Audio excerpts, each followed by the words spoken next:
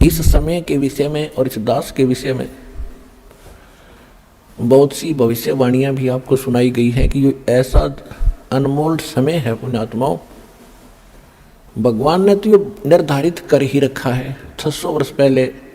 वैसे तो परमात्मा ने प्रथम सतयुग में कह दिया था इस काल से कि चौथा युग जब कलयुग आई तब हम अपना अंश पठाई, हम अपना दास भेजेंगे और फिर काल फंद छूटा नरलोई, काल का झंझट सारा खत्म करेगा सब नर नारियों का और सकल सृष्टि परवानिक हुई। कलयुग बीतते 5500 पाचा जब ये वचन मेरा होगा साचा, कौन सा कि मैं सच अपना अंश भेजूंगा, ये वचन कि मैं अपना अंश भेजूंगा और सारी सृष्टि नाम लेवेगी उस मेरे दास से और सबका कल्याण होएगा, सबका मोक्ष होएगा।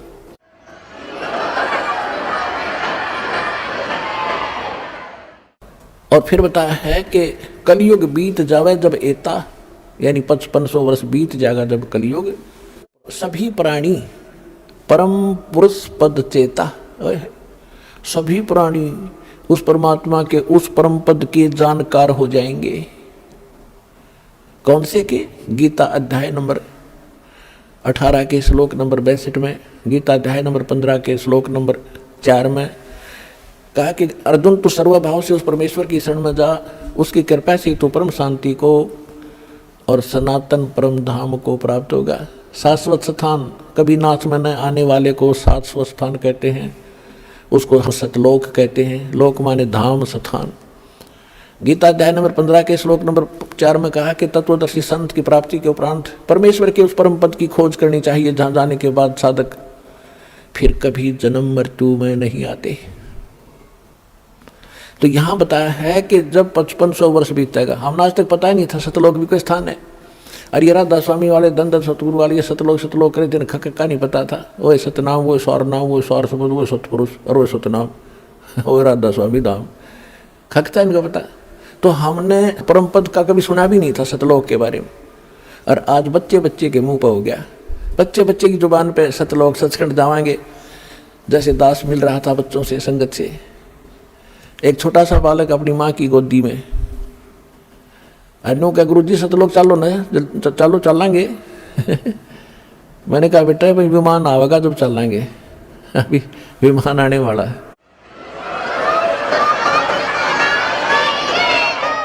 तो यहाँ कहा कि सभी प्राणी परमेश्वर के उस परम पद की परिचित हो जाएंगे।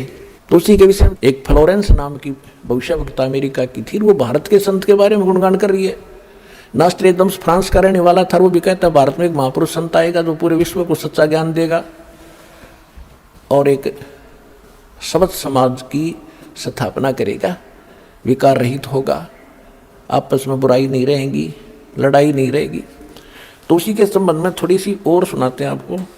एक ये पुस्तक है, पुरानी सी हाथ लगी है किसी भगत का, ये हमारे भगत तक खोजी हो गए, उनको कहीं पर भी कोई सुराख मिलता है उनको तो पता ही लग जाता है ये किसके विषय में बोल रखा है।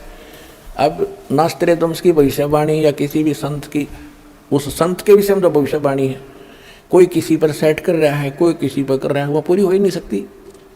अब हाथी के कपड़े को, अस्त्र को और जोटे पर धर कर देखा है किता होगा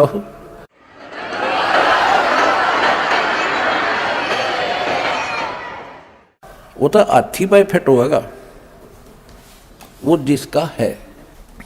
ये देखिएगा, ये एक पुस्तक है, एक पुरानी फटी पुरानी सी है किताब। ये देखो, युग निर्माण की सुनिश्चित संभावना, ये तो इसका नाम है, टाइटल है। लेखक है इसका बलराम सिंह परिहार, प्रकाशक है युग निर्माण योजना, गायत्री तपोभूमि मथुरा से। बस इतना ही उल्लेख है इसका, ज़्यादा आगे नहीं लिखा, ये फटा हुआ ज़्यादा। ये देखिएगा पृष्ठ नंबर 19 पे, ये पृष्ठ नंबर 19 है, इसके पृष्ठ नंबर 19 पे यानी 19 पे क्या लिखा है कि स्वाधीनता यानी आज़ादी के 4 वर्ष बाद एक शक्तिशाली धार्मिक संस्था प्रकाश में आएगी और सारे संसार का उद्धार करेगी। उद्धारक इस संस्था का स्वामी संचालक होगा। अब यहाँ ये क्या है कि किसी एक भविष्यवाणी है, हंगरी नाम का कोई भविष्यवक्ता था, उसकी ली है इसने, अपनी पुस्तक तैयार की है, दो औरों की सुन सुना के पढ़ा के, तो इसने अपने हिसाब से इन्होंने उस पर सेट कर रखी है। इसका अर्थ ये था कि 1947 में भारत स्वतंत्र हुआ, उसके 4 वर्ष बाद दास का जन्म हुआ 1951 में। इसका अर्थ तो ये बनता है कि स्वाधीनता के 4 वर्ष बाद 1951 में एक संत का जन्म होगा जो धार्मिक संस्था को ऐसी बनाएगा जो पूरे विश्व का कल्याण करेगी।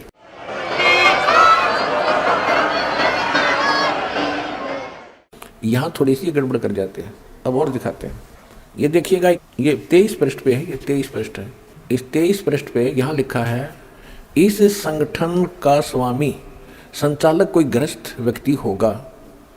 अब तक दुनिया में सबसे बड़े विचारक के रूप में ख्याति प्राप्त करेगा। वह व्यक्ति सामाजिक उत्तरदायित्वों से लेकर संसार के सब देश शांतिपूर्ण कैसे रहें उसकी यह व्यवस्थित आचार संहिता तैयार करेगा। उसके जीवन भर के संग्रहित विचारों को यदि एक पुस्तक में लिखा जाए तो बहुत बड़ी पुस्तक बन जाएगी। इसका अर्थ ये है। यहाँ एक 29 पृष्ठ पे देखिएगा, 29 पृष्ठ पे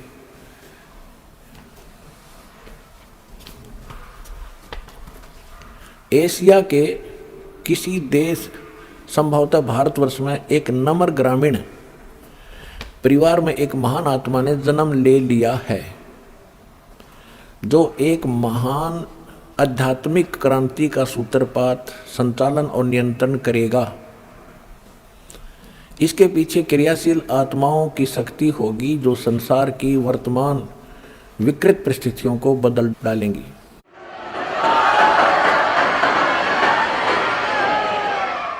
उन्नीस 1999 में ये क्या बोला गया है कि एक ऐसे व्यक्ति ने जन्म लिया है जिसकी अकेले ही उत्पादित शक्ति किसी भी शक्ति संपन्न राष्ट्र के बराबर होगी।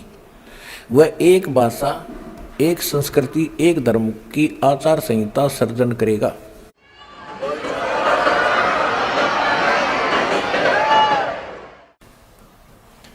यहां देखिएगा 43 पृष्ठ पे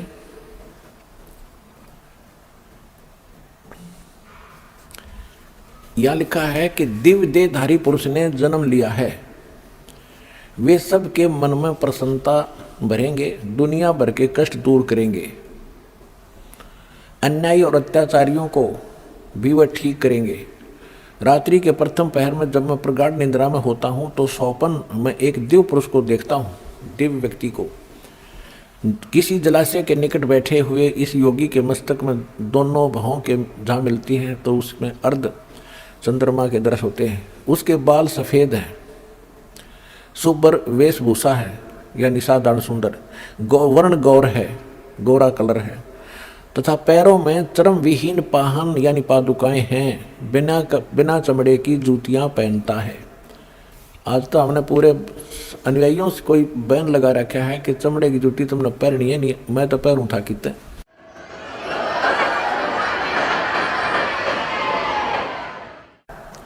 अब देखिएगा इसके पृष्ठ नंबर 72 पे, क्योंकि हमने इसके साथ साथ सत्संग भी सुनाना है आपको, जो कि संस्कार के ऊपर बात चल रही थी, उसका कुछ विषय इसमें आपको समझाएंगे।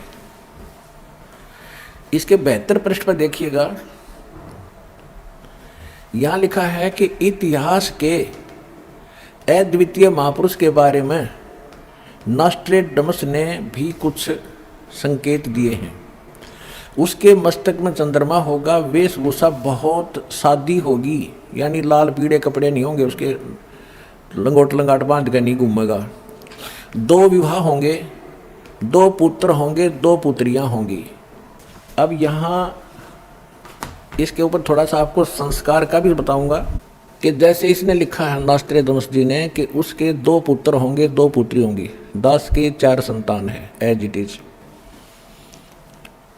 और जो ये भविष्य वक्ता होते हैं या दार्शनिक होते हैं, इनको जो भी होना है, जो भगवान ने निर्धारित कर रखा है, वो ही देख सकते हैं। और निर्धारित करनिया भगवान है।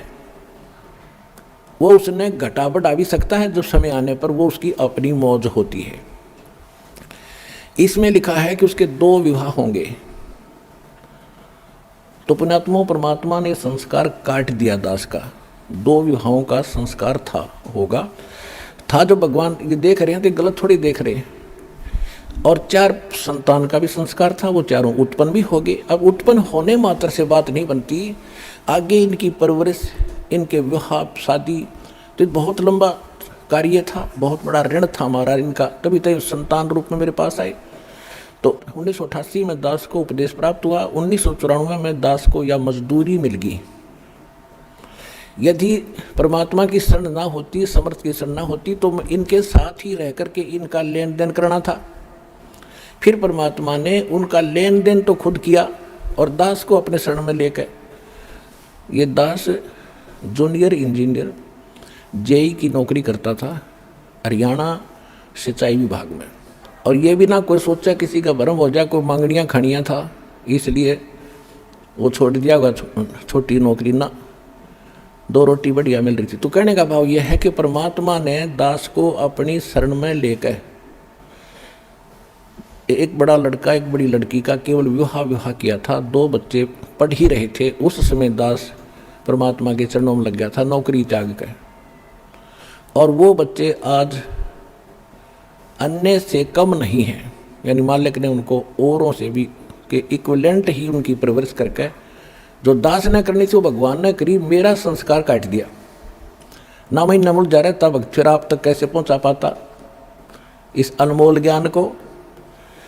और दूसरा था विवाह का, यदि दूसरा विवाह हो जाता तो मैं वही लटपट रहता, परमात्मा ने भी कैंसिल कर दिया। अब जैसे क्या बनती है एक चुटकुला छोटा सा, एक व्यक्ति के 2 विवाह हो गए किसी कारण से, कोई संतान ना थी बड़े वाली का। तो कुछ दिन के बाद वो आपस में झगड़ा बहुत करने लगी, तो दोनों के मायके वाले आकर के उन्होंने क्या फैसला किया, भाई ऐसे नहीं, इनको अलग अलग कर दो, एक को ऊपर चौबारे में, दूसरी को नीचे। ठीक है। फिर उनका झगड़ा रहने लगा कि एक कहती है कि मेरे पास कम आता है, नीचे रोटी खाए जाता है। फिर वो झगड़ा मिटाया, उन दोनों के मायके वाले फिर आ गए। उन्होंने कहा भी ऐसे करो, एक दिन इसका यहाँ पर खाना खाएगा, एक दिन ऊपर, एक दिन नीचे। उन्होंने कह दिया भी प्रथम एक कम न तो नीचे और द्वितीय न ऊपर, तृतीया न नीचे, चतुर्थी न ऊपर, ऐसे खाएगा। ठीक है। एक दिन क्या हुआ, वो छठ और सातम इकट्ठी होगी।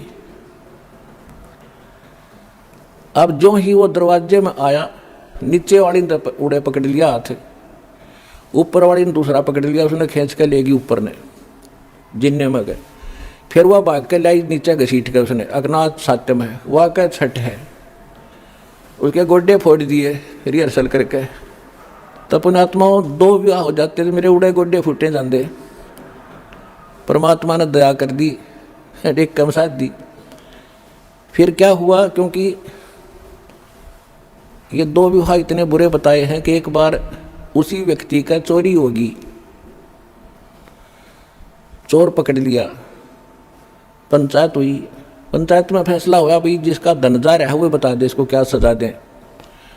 और जिसके 2 ब्याह हो रहे थे वो दुखी छक्कर था, इन्होंने बोला इसके 2 ब्याह कर दो,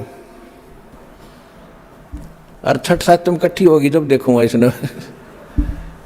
तो यार छठ सातम के चक्कर में ये मालिक ने ये संस्कार दास का चेंज कर दिया।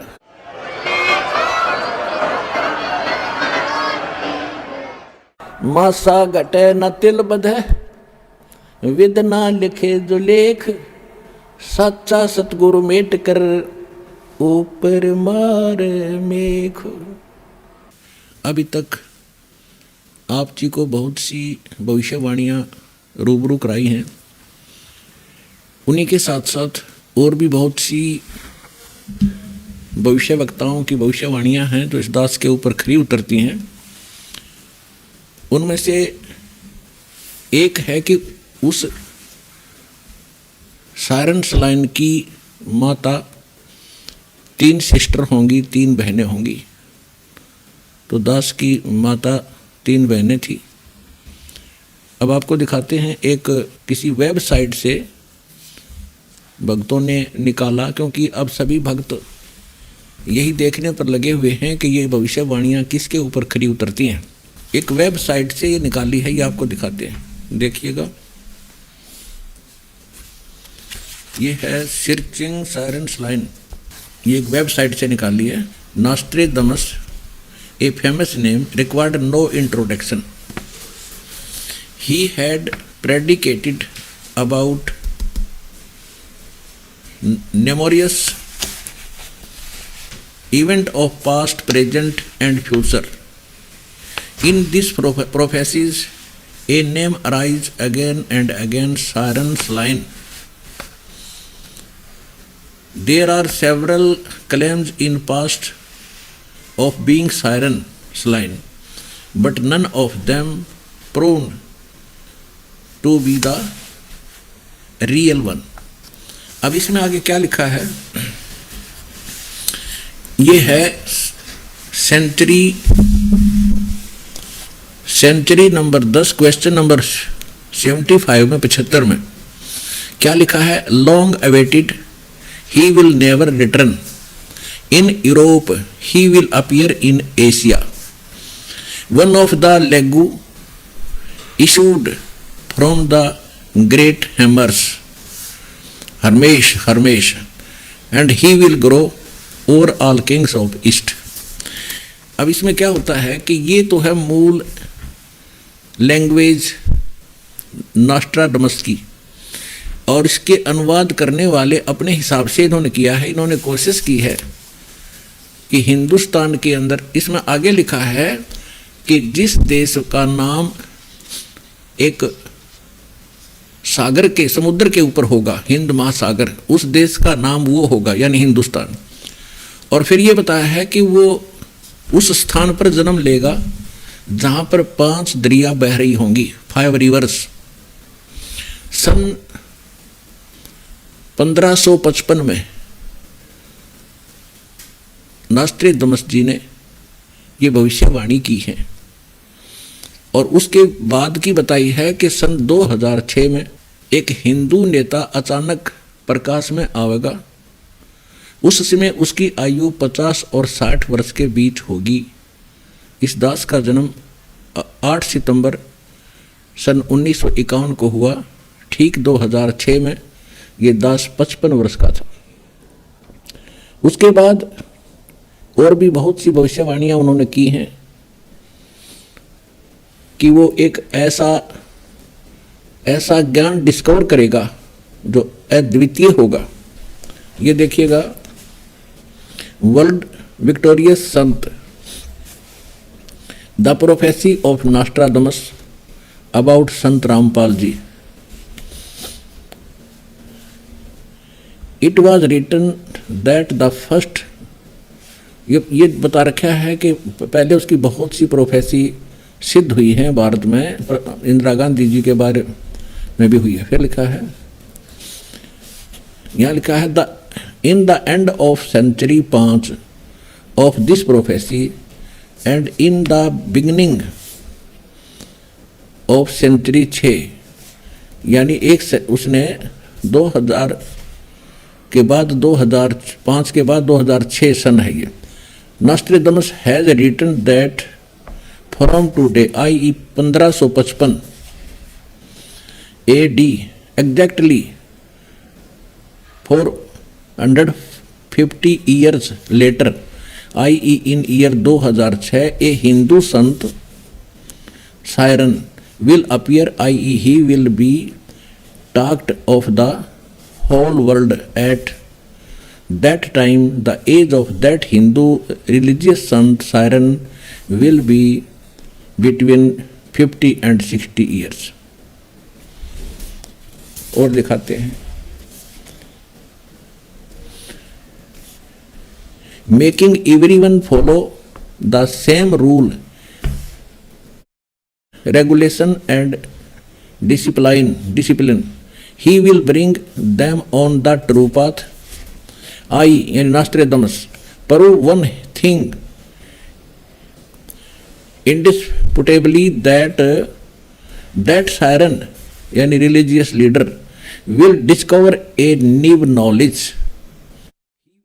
He will neither be Christian, वो न तो क्रिश्चियन होगा कभी भी, वो न क्रिश्चियन हरगिज नहीं होगा, नॉर ए मुस्लिम, ना वो मुस्लिम होगा, नॉर ए जू, he will definitely be Hindu. He will be more intelligent than the former religious leaders and he will be invincible.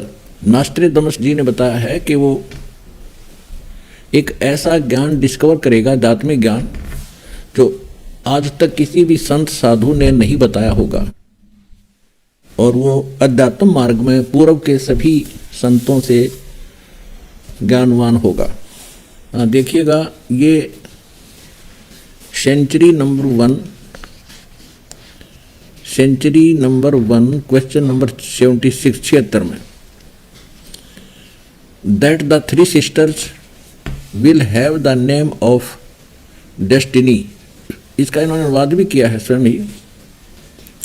This prophecy gives the sign about family members. Mother of sirens line are 3 sisters who will have name of destiny. The original watercolor image 44 made by Nostradamus shows 3 sisters who will have name of destiny. One of them wearing black clothes made like an angel by Nostradamus is the mother of Siren's line. कहते हैं इसमें इसका भाव है कि इसमें लिखा है कि नास्ट्रेडमस ने उसी समय ये चित्र बनाए थे, और इसमें जो काले पहनी हुई है कपड़े और जिसके ऊपर एक अलग से साइन दिया है, ये है उसकी माता. इससे सिद्ध हो गया कि उस साइरस लाइन की यानी उस धार्मिक नेता की, आध्यात्मिक गुरु की माता 3 बहन होंगी. इस दास की माता 3 सिस्टर थी, 3 बहनें थी. माता अभी भी जीवित है, 2 एक्सपायर हो चुकी है. माता जी क्या शुभ नाम है आप जी का? इंद्रा देवी. माता जी कौन से गांव से हैं आप? दमकन खेड़ी. माता जी आप कितने भाई बहन हैं? 6 बहन भाई, 3 बहन 3 भाई. माता जी आपकी जो 3 बहन हैं उनके क्या क्या नाम है? बड़ी लक्ष्मी, मेरा नाम इंद्रा देवी, उसका है प्यारी. ये देखिएगा, ये है सेंचुरी नंबर 6 और क्वेश्चन नंबर 27. इसमें क्या लिखा है कि within the isles of 5 rivers to 1. इसका इन्होंने नीचे अनुवाद किया है. Another sign 5 rivers to 1 is the Punjab state of India where 5 rivers follows and it is named on the even century 10 question 75 में प्रोज. ये तो ये कहना चाहा है इसने कि अनुवाद करता, जैसे गीता जी के जो मूल पाठ में लिखा है उसका अर्थ कुछ और है, अनुवाद करता है उसमें जैसा भी उसकी अपनी बुद्धि कहाँ काम कर रही है उतना ही बता रहा है. अब इसमें उसने ये कहा है, नास्ट्रेडमस ने आपने पढ़ा था कि सन 2006 में वो साइरन्स लाइन को इन्होंने आगे बताया है. उसका अर्थ क्या बनता है? साइरन माने पूरे विश्व का, और सलाइन का अर्थ लिखा है इसके अंदर कि एक चांद का देवता. ये ग्रीक भाषा लैंग्वेज का वर्ड है सलाइन, यानी एक सुंदर प्रकाश, शीतल प्रकाश का देवता, यानी सबको अच्छा ज्ञान, भाईचारा बढ़ाने वाला, यथार्थ ज्ञान देने वाला जो देवता यानी एक महापुरुष, उसके विषय में सलाइन शब्द का ये अर्थ बताया. अब इसमें क्या लिखा है? सन 2006 में उसकी उम्र 50 और 60 के बीच होगी, यानी 55 वर्ष के आसपास होगा. आगे क्या लिखा है देखना. ये 5 रिवर के बारे में बताया है, जहाँ 5 दरिया बह रही होंगी. ये देखिएगा, सायरन्स लाइन का भी इन्होंने डिफाइन किया है, इसको विश्लेषण किया है। Siren a term used in France at the time of Nostradamus for whole universe, यानी पूरा संसार के लिए।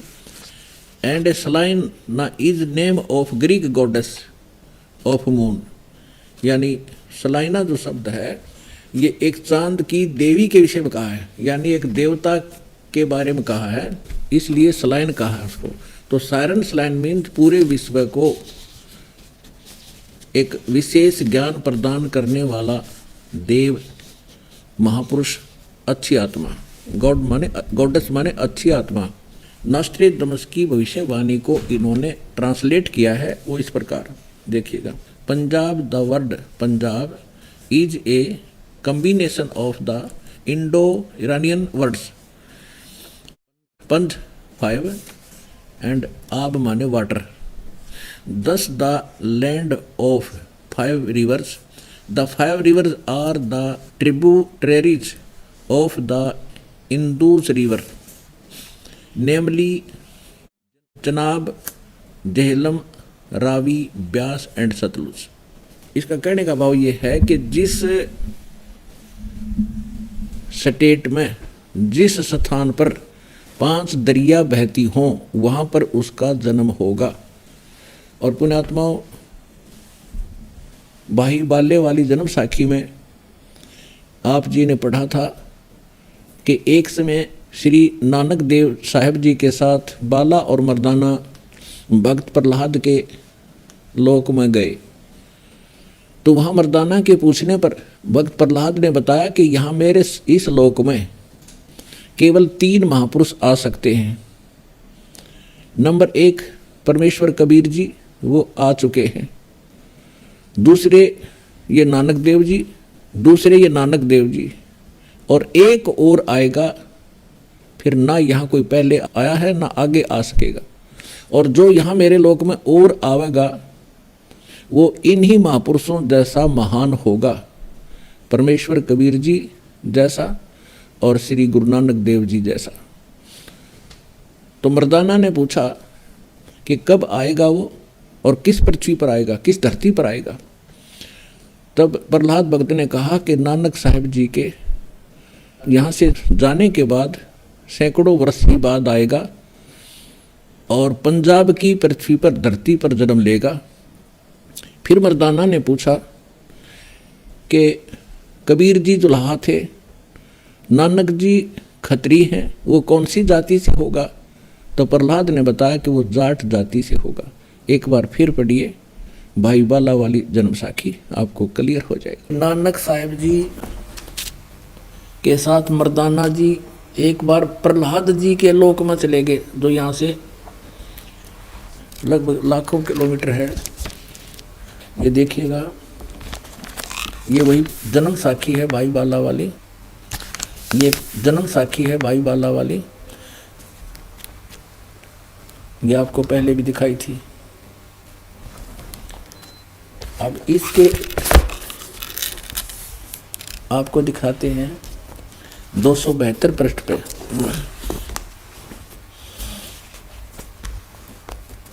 प्रहलाद भगत नाल गोष्ठी 272 पृष्ठ पे।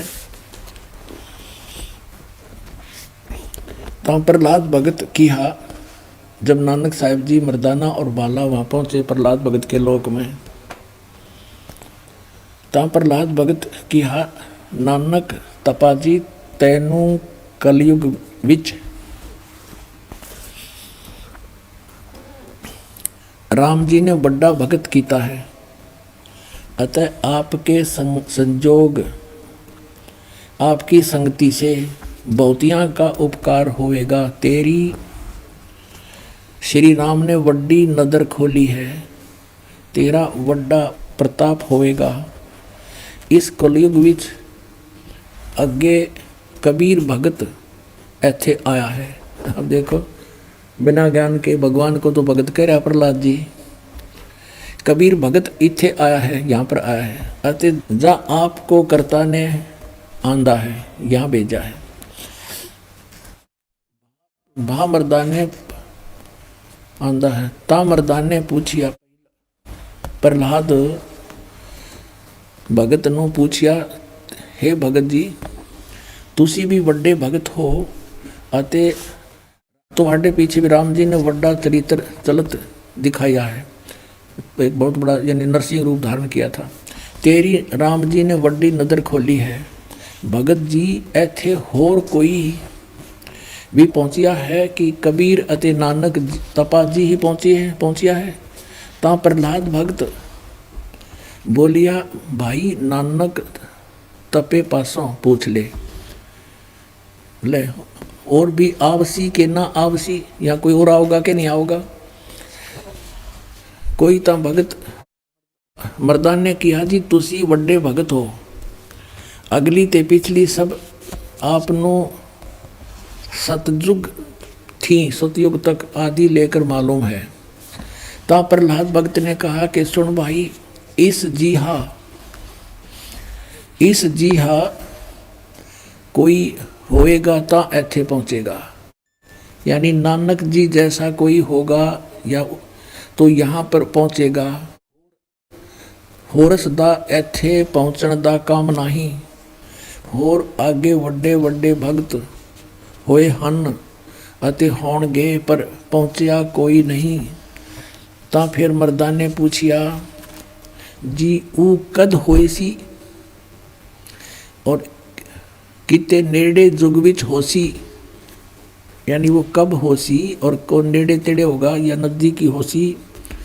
ता प्रहलाद भगत किया, सुन भाई कलयुग विच होएगा और जद नानक तपा सचखंड जावेगा ता उस तो पीछे ये लिखा 100 वर्ष वरे, यहाँ लिखना, यहाँ बोला था उसने सैकड़ों वर्ष के बाद, यहाँ इन्होंने वहाँ फिर 100 लिखना था, इसमें बस एक पर मात्रा होती 100 हो जाता, यहाँ पर 100 वर्ष, ये 100 वर्ष लिख दिया इन्होंने। उसी 100 वरे होसी अते एना तेहा ते बगैर होर कोई ना आवसी, यानी इन तीना के बिना यहाँ पर कोई नहीं आ सकता।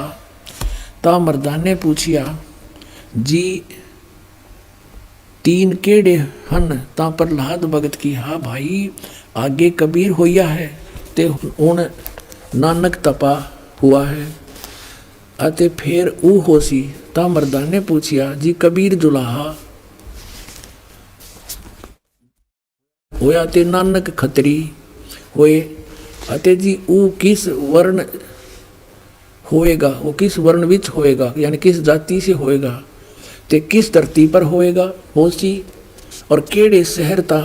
प्रहलाद भगत किहा, भाई पंजाब की धरती ते और वर्ण जट वर्ण होगा, यानी जाट जाति में होगा।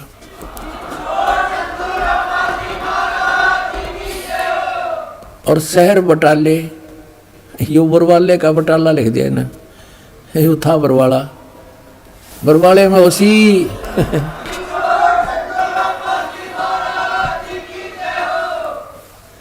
अब इसमें स्पष्ट कर दिया कि केवल 3 ही होंगे इस पृथ्वी पर इस राज्य को जानने वाले। एक तो भगवान स्वयं आए थे, कबीर परमेश्वर, अब उनको तो कोई समझ नहीं सका, वो तो परमात्मा थे ही। फिर नानक साहिब जी को उन्होंने ये ज्ञान दिया, उन्होंने तो प्रहलाद भक्त ने स्पष्ट कर दिया कि वो कौन कौन यहाँ आएंगे, और ये भी स्पष्ट कर दिया कि वो जाट जाति में होगा। इन बटाला लिख दिया, वो बरवाला में, उसका जो प्रचारक क्षेत्र बरवाला होगा, ये बरवाला आपके समक्ष है। बाकी बटाला के अंदर कोई भी जाट संत नहीं हुआ जो नानक साहिब जी के गुण रहस्य को समझ सका हो। इति सिद्ध। आप जी को एक बात यहाँ और ध्यान दिला दूँ कि जिस समय दास का जन्म हुआ, मुझ दास का 8 सितंबर 1951 में, उस समय हरियाणा और पंजाब एक ही पंजाब प्रांत था। इसलिए भक्त प्रहलाद ने और नास्त्रे दमस जी ने यही कहा है कि उसका जन्म वहाँ उस स्थान पर होगा जहाँ 5 दरिया बह रही होंगी, यानी उसके नाम पर उस क्षेत्र का नाम होगा 5 दरियाओं के नाम पर पंजाब। तो 1966 में विभाजन हुआ है पंजाब का। 1966 में 1 नवंबर 1966 में हरियाणा प्रांत अलग बना है। जिसमें दास का जन्म हुआ उस समय ये पंजाब प्रांत था। ये भ्रम ना हो, ये शंका ना उत्पन्न हो, इसलिए यहाँ ये स्पष्ट करना अनिवार्य समझा। पुण्यात्माओं, ये उन पुण्यात्माओं के लिए एक दृढ़ विश्वास पैदा करेगा जो ज्ञान दास आपको देना चाह रहा है, क्योंकि यहाँ इस संसार में जब भी परमात्मा आए हैं या अपना कोई दास भेजा है, उन्होंने अपनी जानकारी आप बताई है। परमेश्वर कबीर जी कहा करते, हम ही अलख अला हैं, कुतुब गोस और पीर, गरीब दास खालिक दनी हमरा नाम कबीर। ए स्वामी सृष्टा में सृष्टि हमारा तीर, दास गरीब अधर बसूं। कबीर साहब कहते मैं ऊपर रहता हूँ, अवगत सत कबीर। तो अपनी जानकारी स्वयं देनी पड़ती है। और पुण्यात्माओं, आपके को एक दृढ़ विश्वास होगा कि हम जहाँ लगे हैं वो यथार्थ स्थान है, पूरा विश्व जागेगा और इस मार्ग पर लगेगा और सबका उद्धार होगा। ये आपके समक्ष जिस महापुरुष के विषय में सभी महापुरुषों ने, भविष्य वक्ताओं ने कहा, और जय गुरुदेव पंथ के प्रवर्तक श्री तुलसीदास जी ने तो डेट ऑफ बर्थ भी बता रखी है कि वो महापुरुष 7 सितंबर 1971 को 20 वर्ष का हो चुका है। अब देखिएगा समय के बारे में एक पुस्तक और है, आपको दिखाते हैं। देखिए, ये फटी पुरानी सी मिली है, हमारे भगत ले आए हैं, इसको देखिएगा। किस समय में वो जन्म लेगा उसके बारे में देखिएगा। युग निर्माण की सुनिश्चित संभावना। लेखक हैं बलराम सिंह परिहार, प्रकाशक हैं युग निर्माण योजना, गायत्री तपोभूमि मथुरा। इसके पृष्ठ नंबर 43 पर देखिएगा। पृष्ठ नंबर 43 पे सन 2000 और उसके पूर्व के 30 वर्ष दिव्य देहधारी पुरुष ने जन्म लिया है। वे सब के मन में प्रसन्नता भरेंगे, दुनिया भर के कष्ट दूर करेंगे, अन्यायी और अत्याचारियों को भी वही ठीक करेंगे। देखिएगा, ये सन 2000 के आसपास की बातें बताई हैं। आगे देखो। रात्रि के प्रथम पहर में जब मैं प्रगाढ़ निद्रा में होता हूँ तो सौपन में एक द्यू महापुरुष के दर्शन करता हूँ। उसके बाल सफ़ेद, सुब्र वेशभूषा, वर्ण गौर तथा पैरों में चरम विहीन पाहन यानी बिना चाम की जूते पहनता है, पादुकाएं हैं। उनके आसपास संत सज्जन व्यक्तियों की भीड़ दिखाई देती है। इसमें आगे भी लिखा है कि उनके मध्य में जलती हुई छोटी बड़ी ज्वालाएं देखता हूँ। ये उसको अपने ये हवन ज्योति यज्ञ जो जल रही होती हैं, ये दिखाई दिया करती थी। अब समय के बारे में दो भ्रमणा पैदा ना हो जा।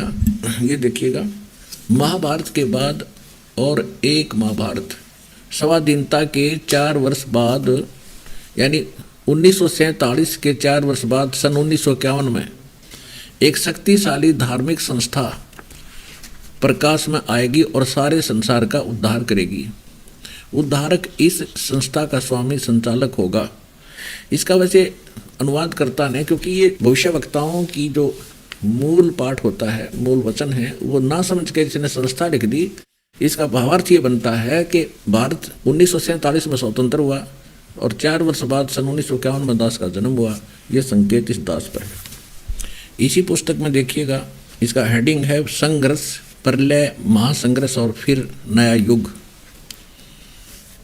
नॉस्ट्रेडमस का जन्म फ्रांस के सेंट रेमी नामक स्थान में 13 दिसंबर 1503 में हुआ।